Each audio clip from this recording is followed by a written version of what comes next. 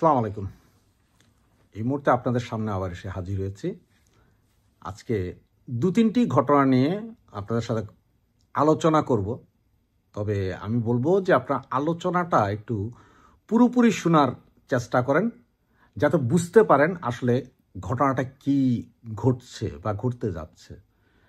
আপনারা আমাদের থাম্বেল বা আমার থাম্বেলটা দেখে হয়তো বুঝতে পারছেন যে আমি কি বিষয়টা নিয়ে আলোচনা করব, যে সংঘাত অনিবার্য, আওয়ামী লীগ প্রস্তুত। দেখেন, সংঘাতটা অনিবার্য, তার মানে সংঘাতটা কিন্তু শুরু হয়েছে সে গত 2024-এর 5ই আগস্টের পর থেকে সংঘাত শুরু হয়েছে। আর ইতিমধ্যে গত কাল বা গত পরশু দিন আপনারা একটা ভিডিও খুব ভাইরাল হয়েছে, দেখছেন যে জামাতের আইনজীবী শিশির মনির, যিনি কিনা এখন বাংলাদেশের সর্ববৃহৎ আইনজীবী, যার উপরে বাংলাদেশে আর কোনো আইনজীবী নেই, পৃথিবীতে আর কোনো আইনজীবী নেই, উনি সমস্ত আইনের ব্যাখ্যা অপব্যাখ্যা সবই দিয়ে যাচ্ছেন। তিনি ঐক্যমত কমিশনের একটা মিটিংয়ে তিনি বলেছেন যে 106, যেটা নিয়ে আমরা সবসময় কথা বলেছি, সেইটা নিয়ে তিনি প্রশ্ন তুলেছেন। তিনি প্রশ্ন তুলেছেন যে আগামী সংসদে বা আগামীতে যে কেউ এটা নিয়ে আইনের সামনে দাঁড়ালে আইন অনুযায়ী এটা যে অবৈধ, সেটাও সত্য, সব কিছুই সত্য, কিন্তু তাল গাছটা ওনাদের। ওনারা সবাই জানেন যে এগুলো অবৈধ। ওনারা অবৈধভাবে সরকার গঠন করেছেন, অবৈধভাবে সন্ত্রাসী কায়দায় শেখ হাসিনাকে ক্ষমতাচ্যুত করা হয়েছে, সব কিছুই অবৈধ, কিন্তু তারপরে ওনারা সব কিছুকে বৈধতা দিতে চাচ্ছেন। আর সেই বিষয়গুলো উনি এখন সবার সামনে ঐক্যমত কমিশনের সামনে বলে ঐক্যমত কমিশনকে একটা প্রেসারে রাখতে চাচ্ছেন যে দেখেন এগুলো সুতরাং এখন কি করতে হবে। ওনাদের পরামর্শ হচ্ছে জুলাই আন্দোলনের ভিত্তিতে সব কিছু হবে। উনি এটাও বলেছেন যে 100 কতটা জানি আইনের ভেতরে 57টা আইন অলরেডি স্টপ সংবিধানের, তবে সংবিধান বলতেই কিছু নেই। সুতরাং এখন জুলাই আন্দোলনের অধীনে 24কে স্বাধীনতা ঘোষণা দিতে হবে এবং 1971 সাল পুরোটাই বাতিল।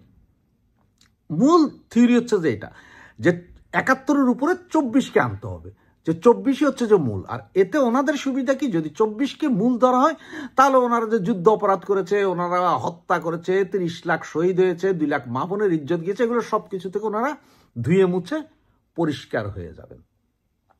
জামাতের বিভিন্ন নেতাকর্মীদের আপনার যখন টিভি টক শোতে আসে, যখন ওদেরকে জিজ্ঞেস করা হয়, ওদেরকে খেয়াল করবেন, ওরা তখন বলবে আমরা এই মুহূর্তে কেন ক্ষমা চাইবো, আমরা তো ওই সময় ছিলাম না, ওই সময় তো ছিল আমাদের বাপদাদারা, আমরা তো তখন ছোট ছিলাম, আমরা 80 সালে জন্মগ্রহণ করেছি, আমরা 75-এর পরবর্তী প্রজন্ম, আমরা তো এগুলো জানি না। কিন্তু এই সুরগুলোকে আপনারা যখন জিজ্ঞেস করবেন যে 1400 বছর আগে কি ছিল, তখন সে বলবে হ্যাঁ আমাদের নবী করিম হযরত মুহাম্মদ সাল্লাল্লাহু আলাইহি ওয়াসাল্লাম তলোয়ার নিয়ে যুদ্ধ করেছিলেন, কোপাইয়েছিলেন, খুন করেছিলেন। এগুলো কিন্তু খুব পরিষ্কার ভাবে ওনারা বললে দিতে পারবেন।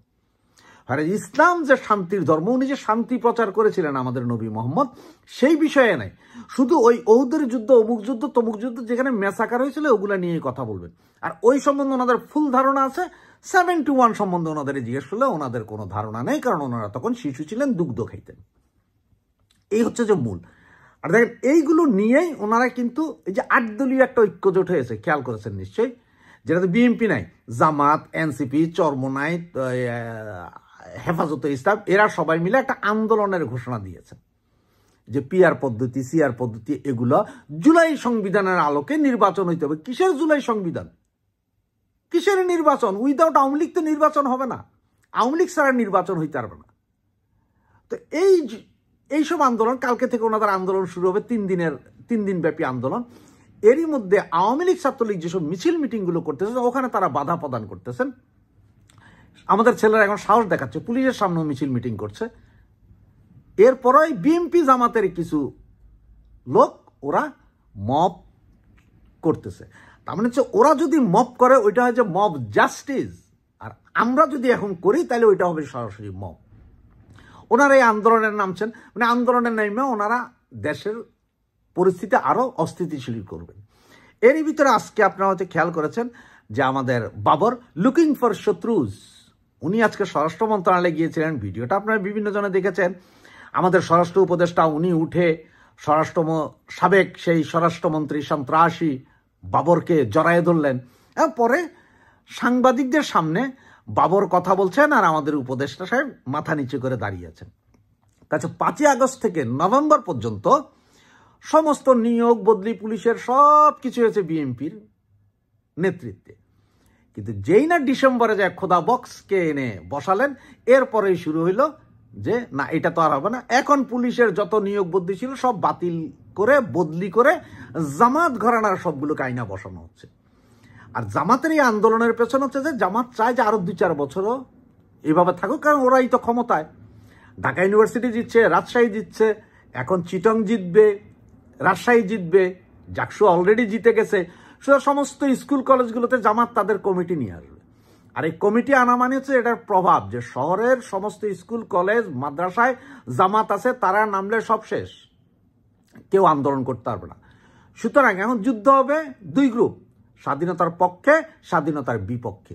স্বাধীনতার পক্ষে আওয়ামী লীগ, স্বাধীনতার বিপক্ষে জামাত। সুতরাং সংঘাত অনিবার্য আমাদের সামনে, এই মুহূর্ত থেকে আমাদের সামনে সংঘাত অনিবার্য। আর এই সংঘাতে আওয়ামী লীগই জিতবে। আওয়ামী লীগ স্বাধীনতার সপক্ষের দল, স্বাধীনতাকামী দল, মানুষের গণতন্ত্রপন্থী দল এবং আম জনতার দল, গণমানুষের দল, এই দলই জিতবে। এবং খেয়াল করে দেখুন, আমাদের মিছিল যখন বের হয় সাধারণ নাগরিকরা আমাদের মিছিলে চলে আসে। দিনকে দিন আরও বাড়বে। তবে চূড়ান্ত সিদ্ধান্ত সবাই মাথায় রাখুন, তৈরি হন। তৈরি হওয়ার আর সময় নাই, তৈরি যা হওয়ার হয়ে গেছেন। এখন হচ্ছে যে ফাইটের সময়, এখন সামনে যেতে হবে।